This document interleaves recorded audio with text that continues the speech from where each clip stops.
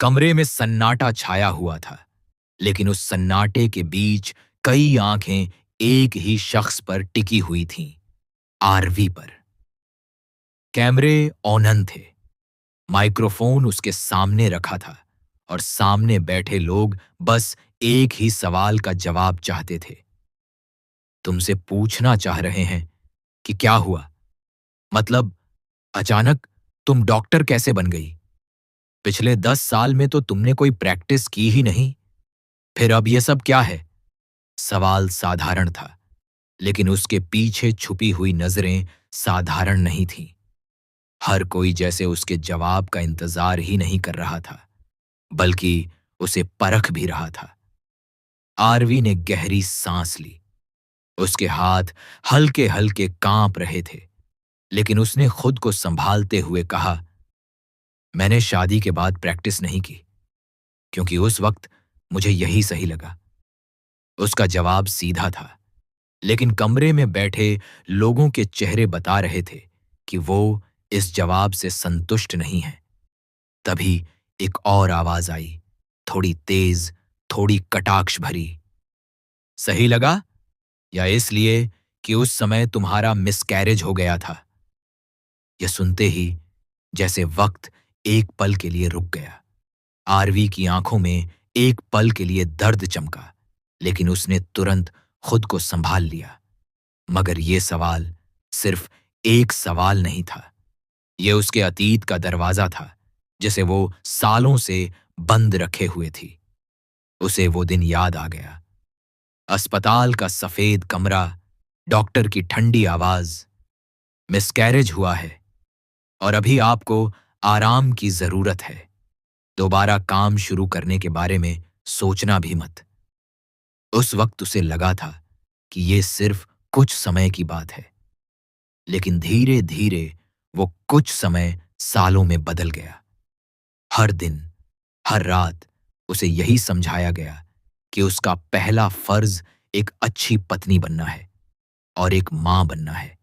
लेकिन आज, इतने सालों बाद, वही बातें उसके सामने हथियार बनकर खड़ी थीं।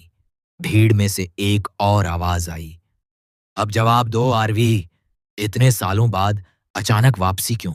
और क्या तुम सच में तैयार हो? इस बार सवाल में सिर्फ जिज्ञासा नहीं थी, एक छुपी हुई चुनौती भी थी। आरवी ने अपनी नजरें उठाईं। सामने बैठे लोगों में से कुछ के चेहरे उसे पहचान में आ रहे थे, और कुछ ऐसे भी थे जिन्हें देखकर उसका दिल धड़कने लगा, जैसे वो लोग उसके बारे में उससे ज्यादा जानते हों। तभी पीछे से एक धीमी आवाज आई, इतनी धीमी कि सिर्फ आरवी ही सुन सकी। ध्यान से जवाब देना, बहुत लोग तुझे देख रहे हैं। तू जो कहेगी उसका असर बहुत बड़ा होने वाला है। ये आवाज वो पहचानती थी, वही आवाज जो पिछले 10 सालों से उसके फैसले तय कर रही थी, वही आवाज जिसने उसे हर बार चुप कराया था। आरवी के चेहरे का रंग उड़ गया। उसके मन में डर और गुस्सा एक साथ उठ रहे थे। उसने खुद से सवाल किया, क्या आज भी वो वही करेगी जो उसे कहा जाएगा, या आज वो सच बोलेगी? कमरे में मौजूद हर शख्स उसकी तरफ देख रहा था। कैमरे उसकी हर हरकत रिकॉर्ड कर रहे थे, और इस बार सिर्फ एक जवाब उसकी पूरी जिंदगी बदल सकता था। आरवी ने माइक्रोफोन के करीब झुककर कहा, आप सब जानना चाहते हैं ना कि मैंने 10 साल तक काम क्यों नहीं किया? तो ठीक है, आज मैं सब बताऊंगी। उसकी आवाज में अब कांप नहीं था, बल्कि एक अजीब सा ठहराव था, जैसे उसने अंदर ही अंदर कोई बड़ा फैसला ले लिया हो।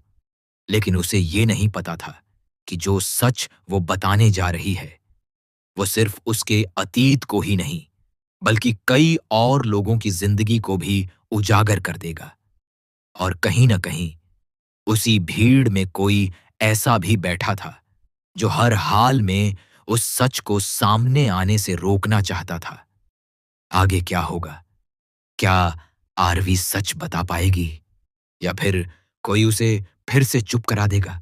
आरवी की आवाज में अब पहले जैसी झिझक नहीं थी, लेकिन उसके दिल की धड़कनें अब भी तेज थीं। उसने माइक्रोफोन को हल्का सा ठीक किया और पूरे हॉल में एक नजर दौड़ाई। हर चेहरा जैसे उसी का इंतजार कर रहा था। आप सब जानना चाहते हैं कि मैंने 10 साल तक काम क्यों नहीं किया? उसने धीरे धीरे बोलना शुरू किया। तो सच ये है कि ये मेरा फैसला नहीं था। कमरे में अचानक फुसफुसाहट शुरू हो गई। कुछ लोग हैरान थे, कुछ के चेहरे पर शक था और कुछ ऐसे भी थे जिनकी आंखों में हल्की सी बेचैनी साफ दिख रही थी। शादी के बाद मुझे समझाया गया कि घर संभालना ज्यादा जरूरी है। कहा गया कि डॉक्टर तो मैं कभी भी बन सकती हूं, लेकिन एक अच्छी बहू और अच्छी मां बनने का मौका बार बार नहीं मिलता।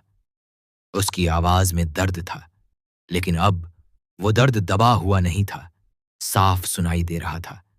तभी सामने बैठे एक आदमी ने बीच में टोका, लेकिन ये तो तुम्हारा खुद का फैसला था ना? किसी ने तुम्हें रोका तो नहीं? आरवी हल्का सा मुस्कुराई, वो मुस्कान जिसमें कड़वाहट छुपी हुई थी। रोका नहीं, बस इतना यकीन दिलाया गया कि अगर मैंने काम करने की जिद की तो मैं एक अच्छी पत्नी नहीं कहलाऊंगी।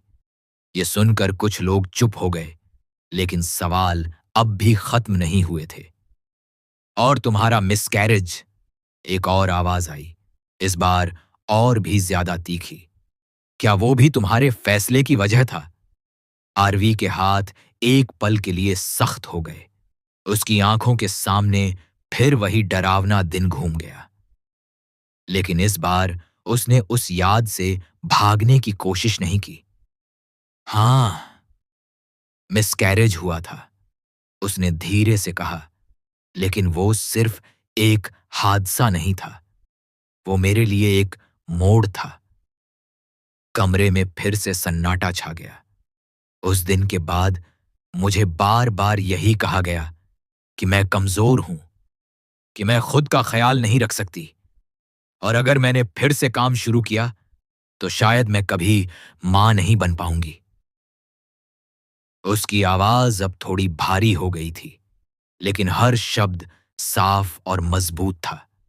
तभी पीछे से वही जानी पहचानी आवाज फिर आई, इस बार थोड़ी सख्त, थोड़ी चेतावनी भरी। बस करो, आरवी, जितना जरूरी है उतना ही बोलो। आरवी की उंगलियां कस गईं। उसने पलटकर देखने की कोशिश नहीं की, लेकिन वो जानती थी कि वो कौन है। क्यों? इस बार उसने जोर से कहा। क्यों नहीं बोलूं? 10 साल तक मैं चुप रही। हर बार मुझे रोका गया, हर बार मुझे डराया गया, लेकिन आज आज मैं चुप नहीं रहूंगी। उसकी इस बात ने पूरे माहौल को बदल दिया। अब ये सिर्फ एक इंटरव्यू नहीं रह गया था, ये एक खुलासा बन चुका था। सामने बैठे लोगों में से एक महिला ने धीरे से पूछा, क्या तुम ये कहना चाह रही हो कि तुम्हें जबरदस्ती रोका गया? आरवी ने सीधे उसकी आंखों में देखा। जबरदस्ती हमेशा हाथ पकड़कर नहीं होती, कभी कभी वो शब्दों से होती है, डर से होती है, और कभी कभी प्यार के नाम पर भी होती है। ये सुनते ही कई चेहरों पर असहजता साफ दिखने लगी। तभी अचानक हॉल के पीछे हलचल हुई। एक आदमी तेज कदमों से अंदर आया।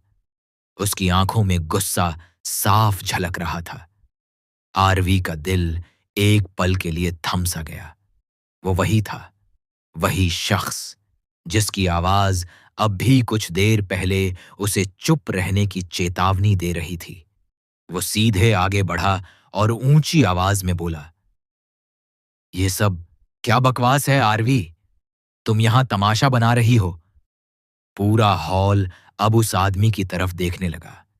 कैमरे उसकी हर हरकत कैद कर रहे थे।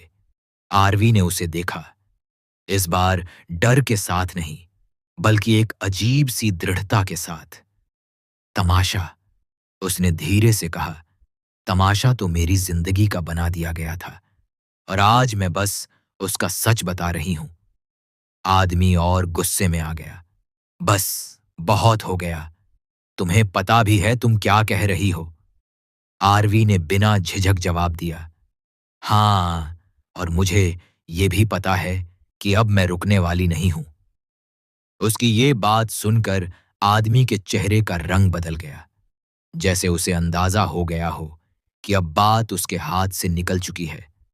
लेकिन असली खेल अभी शुरू हुआ था, क्योंकि जो सच आरवी अब सामने लाने वाली थी, वो सिर्फ उसके और उस आदमी के बीच का नहीं था, बल्कि उसमें और भी कई लोग शामिल थे, और उन सबके राज अब धीरे-धीरे उजागर होने वाले थे।